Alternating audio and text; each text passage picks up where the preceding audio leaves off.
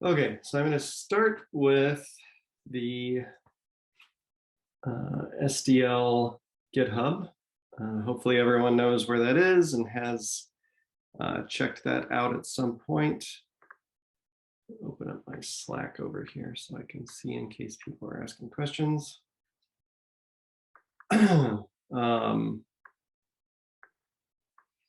So we'll be going down into this data pipelines directory. I have two examples here. We're going to focus on the TensorFlow, and we're going to be running on Polaris.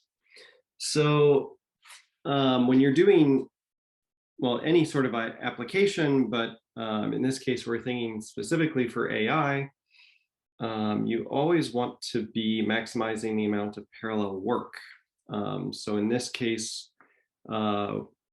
when we talk about AI on Polaris on a machine that has GPUs, we're really thinking about the fact that the GPU is doing the heavy lifting with the mathematics, so doing all the network calculations with large arrays and matrices.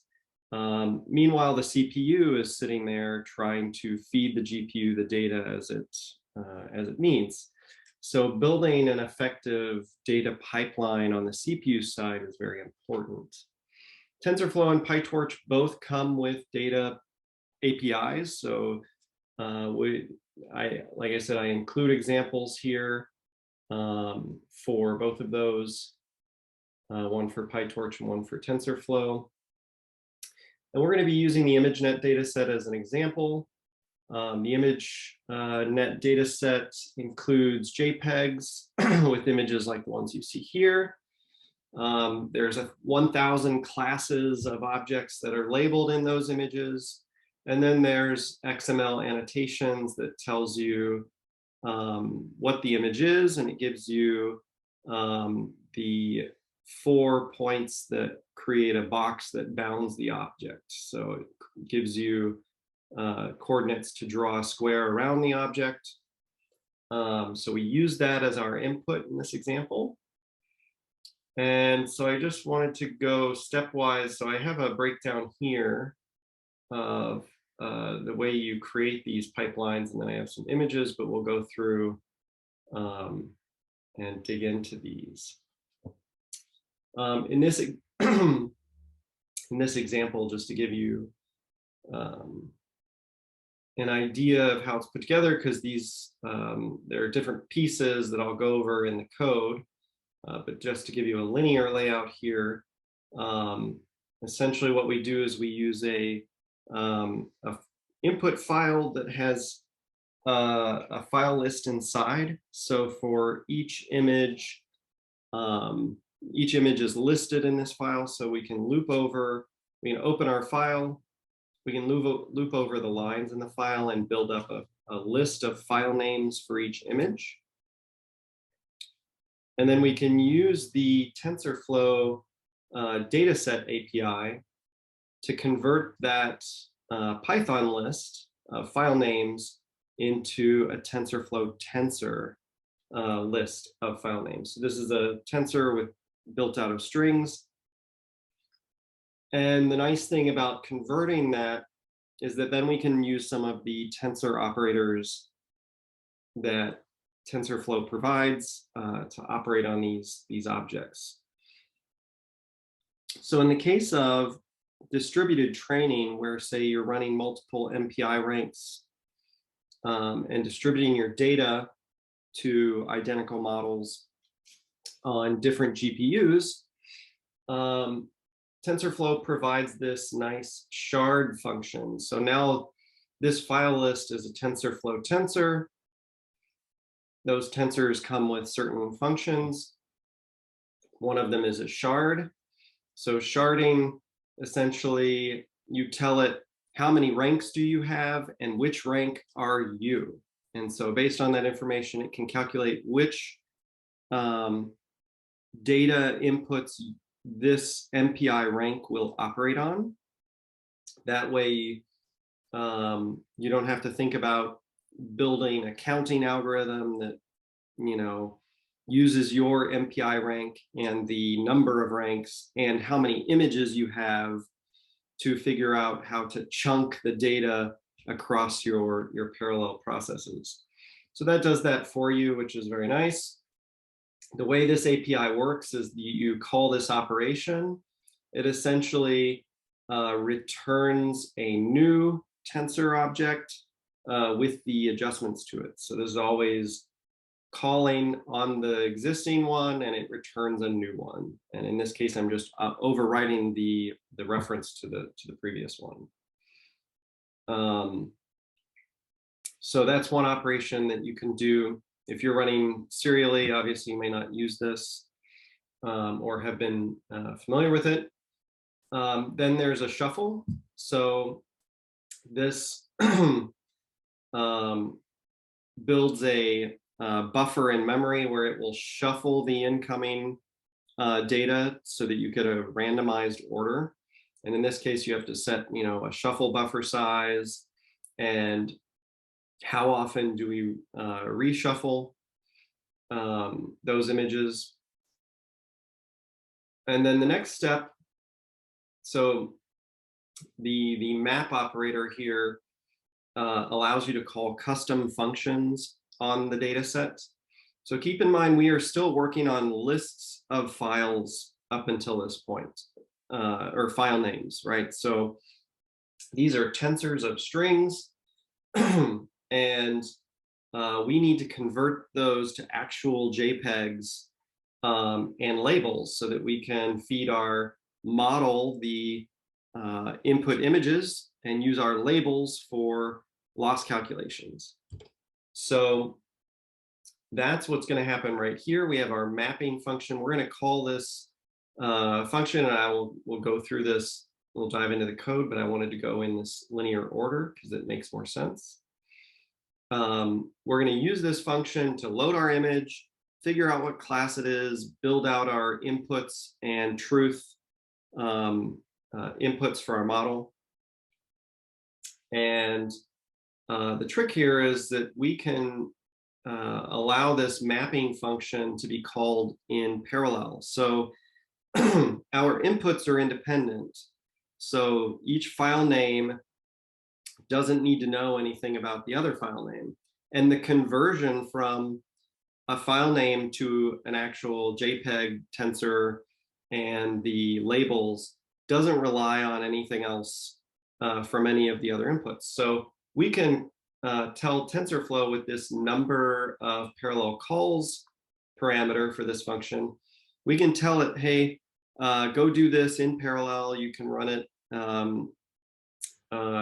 a number of times in parallel, and we can do that.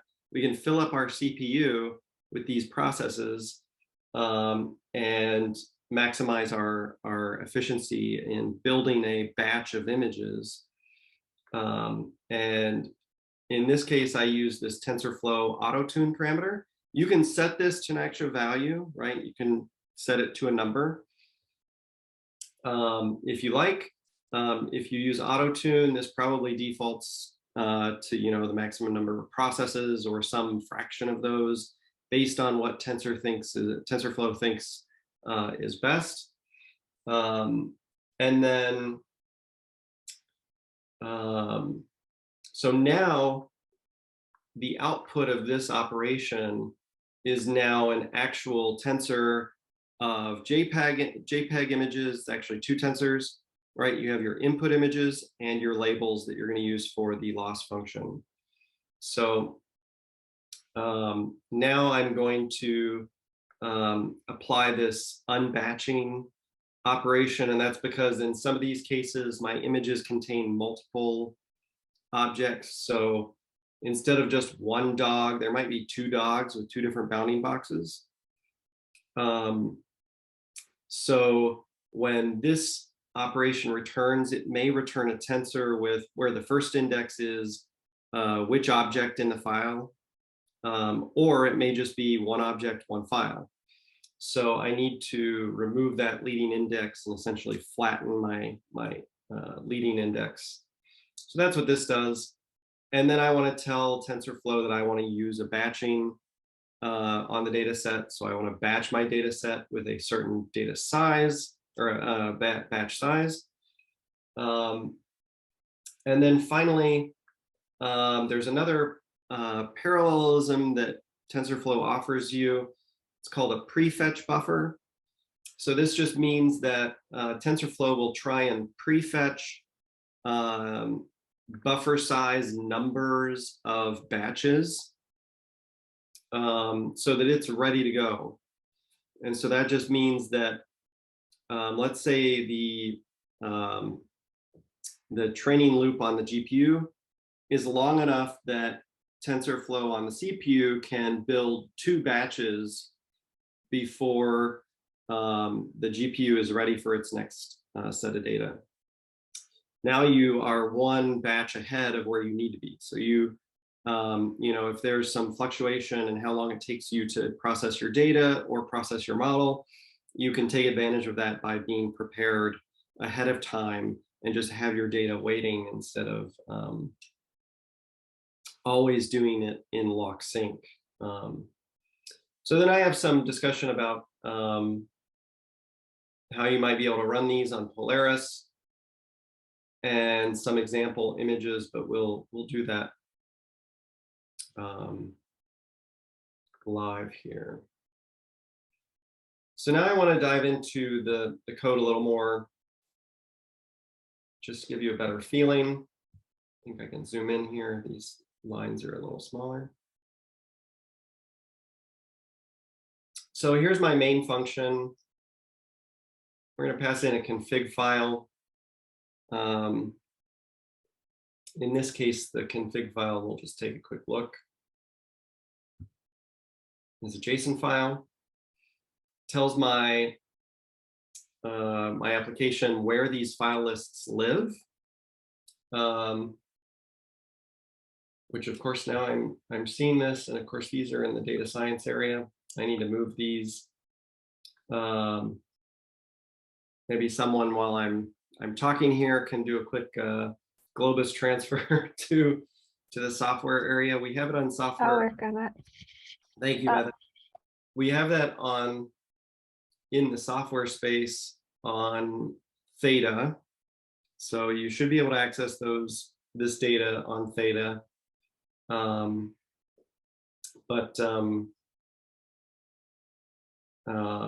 With Eagle and Grand, I had to do this quick transfer last week. Anyway, so we have our config file. I've got some log directory and steps. The steps just defines how many iterations we make. And then in TensorFlow, there's this additional control for inter-operation parallelism or intra-operation parallelism. And we'll talk about that in the submit script. It's an additional, it essentially controls how many threads TensorFlow uses for the data pipeline. And you can see those get set right here. So if we go back up here, I'm just grabbing the number of GPUs, limiting the memory growth, and then I print out how many GPUs are available. If we're using Horovot for parallel training, we need to tell TensorFlow to only use one of the GPUs corresponding to this rank, to the local rank number. Local rank just means the rank of the process on the single node, not across all of my nodes. Hopefully that's been talked about or will be talked about. And then I use TensorFlow to actually profile here, and that's how we get some of these diagnostic images that I include in the GitHub, and I'll do those as well. So here's where we start with the data set. So I'm going to call this function get data sets. I'm going to pass the configuration file or the configuration JSON data, which is now a dictionary. And then it's going to return the train and the test data set.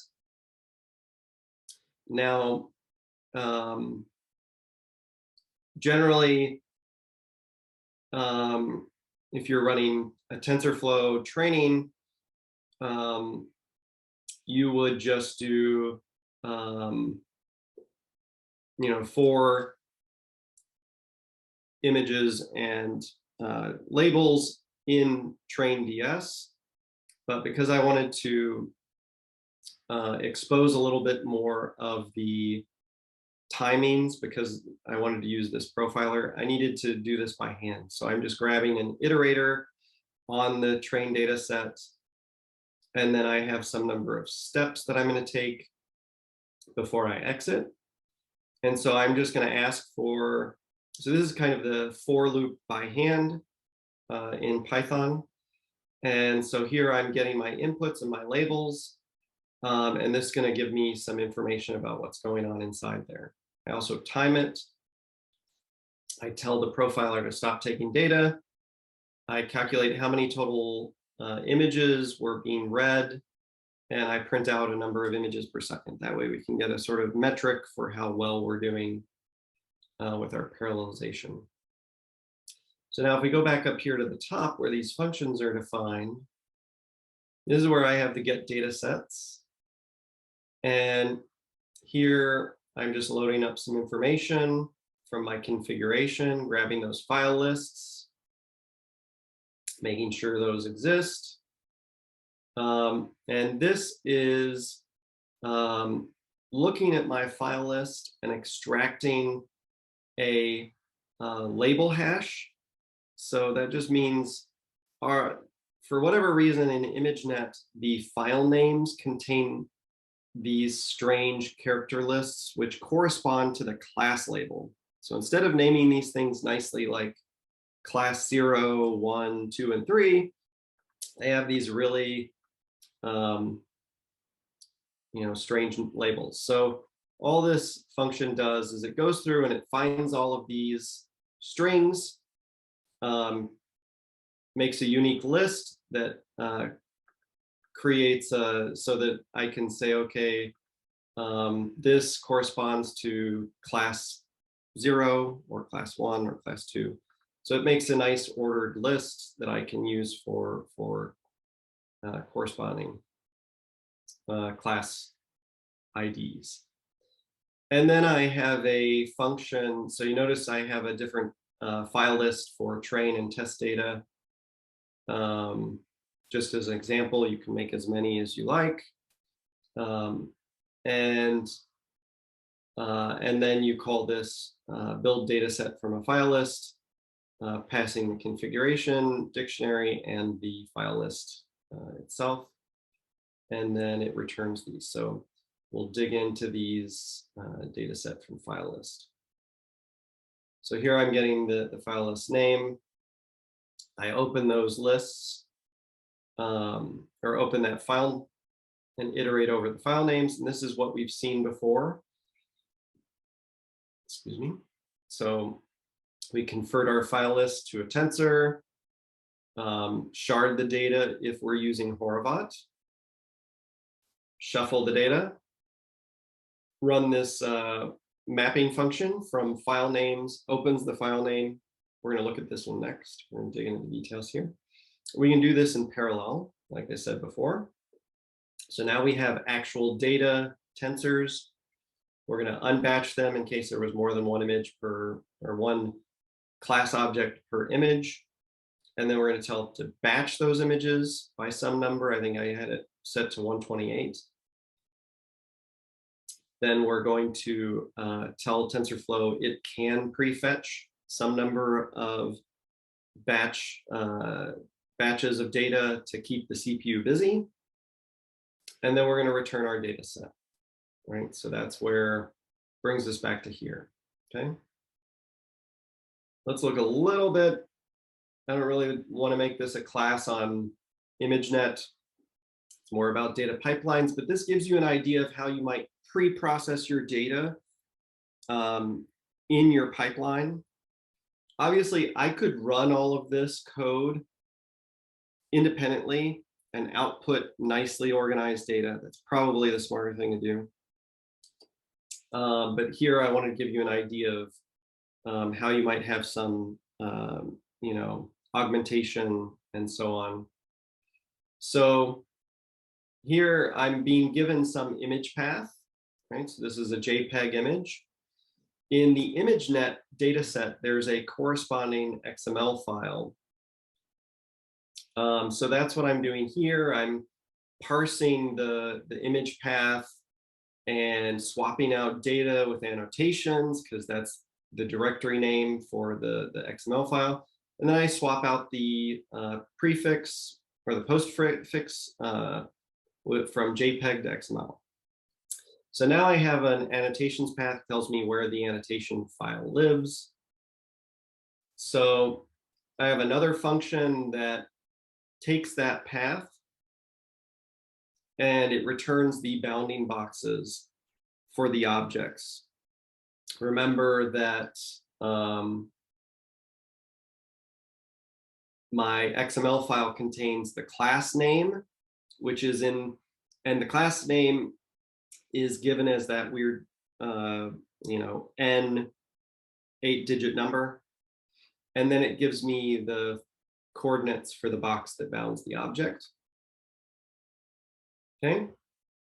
Now I'm going to actually open my JPEG, and TensorFlow nicely gives you a read file function that handles JPEGs for you. So you open your file and then you decode the JPEG here. You tell it how many channels are in the JPEG. We have RGB color in these images, so it's 3 channels. So now this image is a dimension of width, height, and channel. And eventually I'm going to batch these. So I need to add a 0th batch indices to this tensor, so that now it's got four dimensions.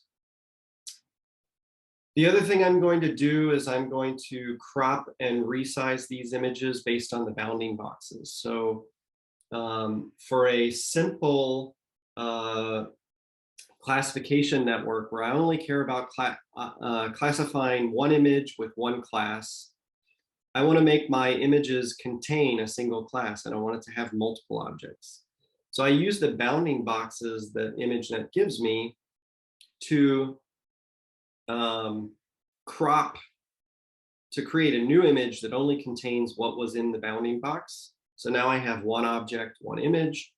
And so this function does that for me. It comes in TensorFlow.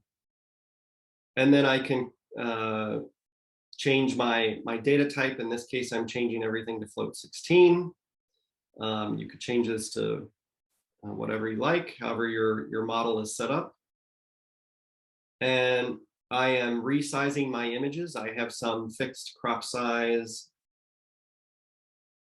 that comes from the configuration file, I believe, up here.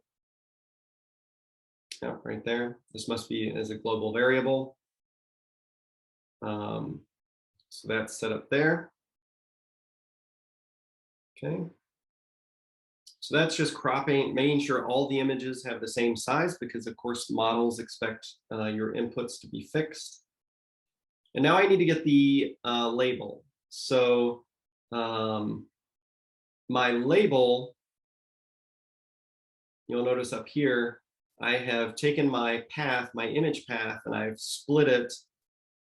And then I've grabbed the, there's a string in the image path that corresponds to that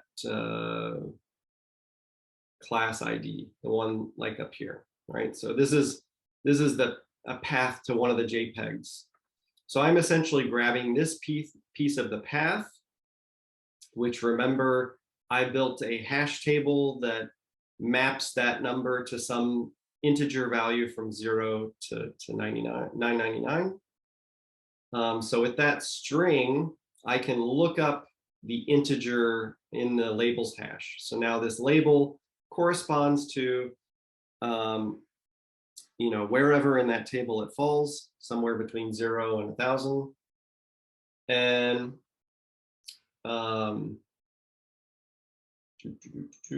I can duplicate those labels based on how many images were in the were given by these bounding box. Because remember, some of my images contain multiple class objects. So this crop and resize may give me more than one image as a return. So now I have my images, I have my labels, and I can return those from this function. This is returning one or maybe two each, but they've been flattened. They've been given a leading batch indice, right? That can allow batching later on. So that's what's returned in this call here. So now my data set is composed of these two objects put together. And that's where I get, when I call this next training data set, it's running all of those pieces for me and giving me the inputs in the data sets, okay? So let's move to a terminal.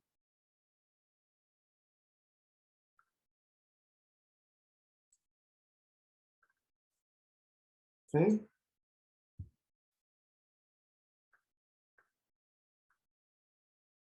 So I have checked out the SDL workshop GitHub. I'm on Polaris.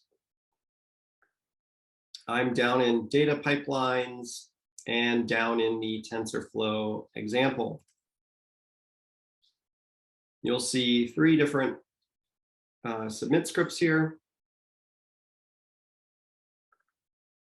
One for Theta, one for Theta GPU, and one for Polaris.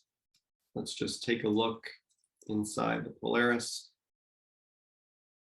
You can see we define a bunch of things for the scheduler up here. We're going to load up a Conda module so that we can get our PyTorch and TensorFlow and Horovod. I set up some local variables that define how the MPI is going to be implemented. So how many nodes do I have in this allocation? How many GPUs per node, which essentially is going to map to MPI ranks per node. And so total number of ranks is nodes times GPUs per node. Print that out. Then I'm going to set this OpenMP OMP num threads. OMP OpenMP. This is an environment variable that tells software that use OpenMP how many threads to use. So I'm going to set this variable, and then I'm actually going to use it in my Python. Let me make this window just slightly bigger. Hopefully it doesn't distort on or make it too small. But you can see, so I'm calling MPI with the number of ranks, GPUs per node. I'm setting up my CPU depth based on the number of threads I've specified. And I'm passing that environment variable. And then I'm calling my script, passing the config file, and then I'm setting these interop and intra-op parallelism parameters for TensorFlow, which just tell it to use the full number of OpenMP threads as need be. And then I specify a log directory output.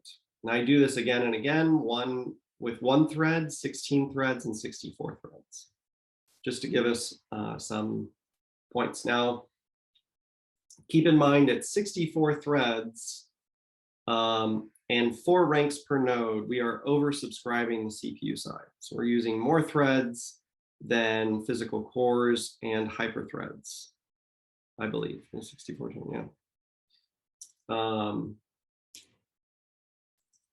So we can run qsub.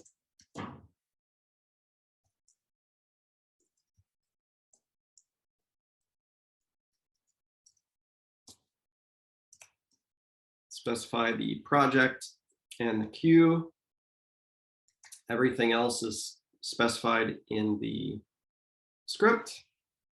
So we have our our job ID there.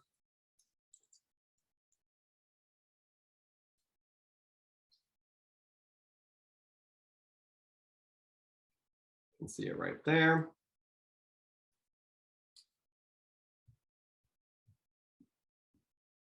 And the way I have this set up is that it will go out to this log directory. You can see I've already run some in the past. I can grab my job ID here. And my outputs are going to be here. So it starts with a job ID, and then you got your error output and your standard out, standard error. Take a look in here. So you can see we've started up. We're running on one node with 4 GPUs. So we're going to run with 4 ranks. And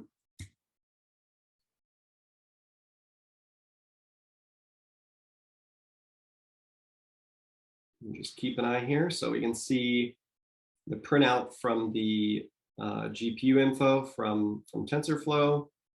They've each correctly grabbed individual GPUs, so not the same one. I print this just to verify when I build out that hash table. I just print out and I say how many independent labels were there, and there should be 1,000. So it's just a check. And then I print out how many images came with these file lists, just for reference. So you can see this is already run.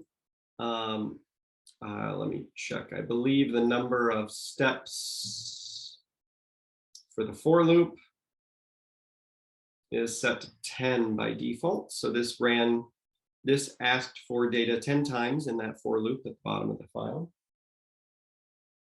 And averaged 125 images per second. Okay, so it quickly went through the others. So you can see here we're doing the 16 threads. Again, we print the GPUs, 1,000 labels, what's in the files. And now with 16 threads, we reached 1,200 images per second. So we're up by a factor of 10.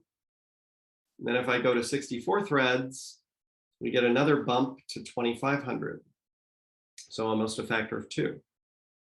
So you can see by parallelizing your data pipeline on the CPU, you can improve your image throughput.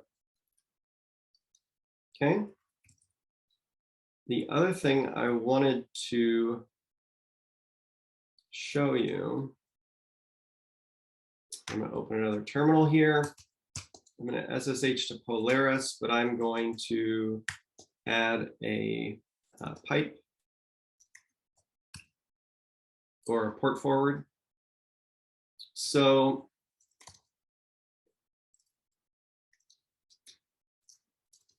go down into my data pipelines. With TensorFlow, I have this set up to profile. You may have noticed in the code, TensorFlow has a nice profiler that labels all the operations that it's doing, and you can inspect those. So what I'm going to do is I'm going to load up a Conda module, Conda activate.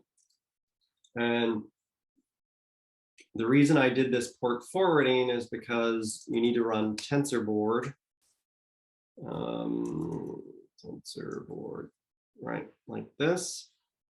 So I'm telling it to grab everything, and then I'm telling it that my log directory is here. So it's going to look in this directory, and it's going to display and parse anything that's available in there. And you might recall I had quite a bit down in that directory. You can see here. The way it's currently set up, and you can tell I was iterating on this before. So this was the job name that we ran with.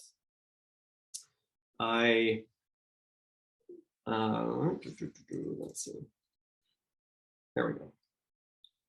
So there's the job number. And I have this set up to where it spits out these profiles into T1 with the job number, T16, or T64. So it's the number of threads and the job name. And the reason I do that is because now I have a web server essentially running. TensorBoard sets up a web server that you can access. So now I'm going to jump over to Firefox.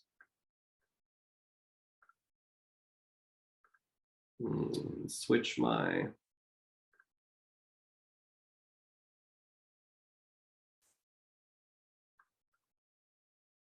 okay. So now we have Firefox. I have Firefox set up. Show. I go to the preferences and I go down to the network settings. I have it set up to look at the local host with the same port number that I used on the command line there as a SOCKS 5 proxy. And so what that does is it means that Firefox is now reading from the same port that I used in SSH to connect to Polaris. So the web server that TensorBoard started up, I should be able to access by typing in polaris.alcf.anl.gov, and then whatever port, the default is 6006, but of course, if a port is in use, you can't use it again. So TensorBoard will start up, it will try to use 6006, but if somebody else has their TensorBoard running, it will find another nearby port. So make sure you are aware, it prints it to the screen. So if I type that in, that brings up TensorBoard. I can jump over here to Profile. And now this is going to present to me all those profiles that were in that directory. So I'm going to look for T1 with that 705 job name. Okay. And I can go down to Trace Viewer, which I find to be the most useful. So this is with the OMP num thread set to 1, the inter and intra-op set to 1. So all the parallelism is set to 1. And so what you see here, this is what's happening on the GPU up here. Let me see, there we go. So it has the device list, okay?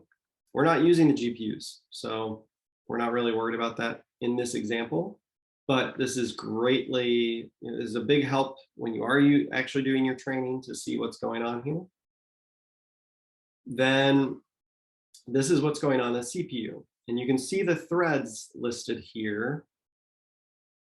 And this is the thread pool that's doing my, my data pipeline. And so you can see the training loop iterations. I have 10 from 0 to 9, because that's what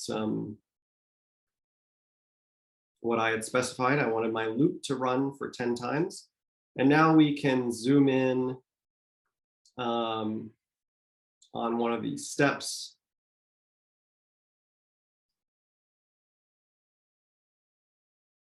Excuse me. Okay, and you can see everything is happening serially here, and it does break out the sub functions down here at the bottom. So if I really zoom in, you can see the read file taking place. So you can see the hierarchy of API calls that are happening here. And if I zoom in here more, so read file, so reading in the data clearly takes up a lot of time. Here you can see the decode JPEG, the crop and the resize, the casting, and some additional functionality that I'm triggering.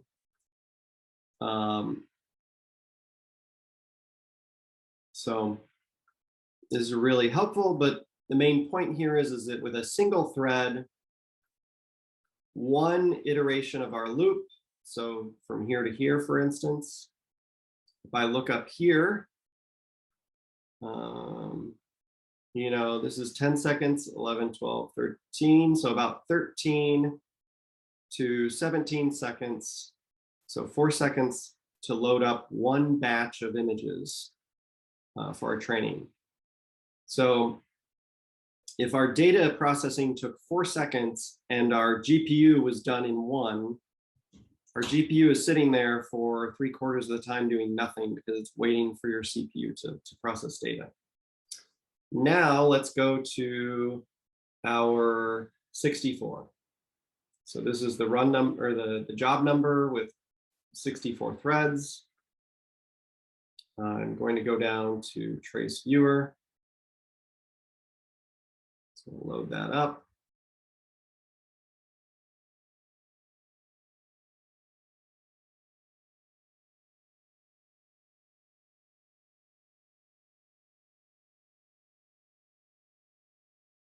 Sorry, I haven't been watching the Slack channel.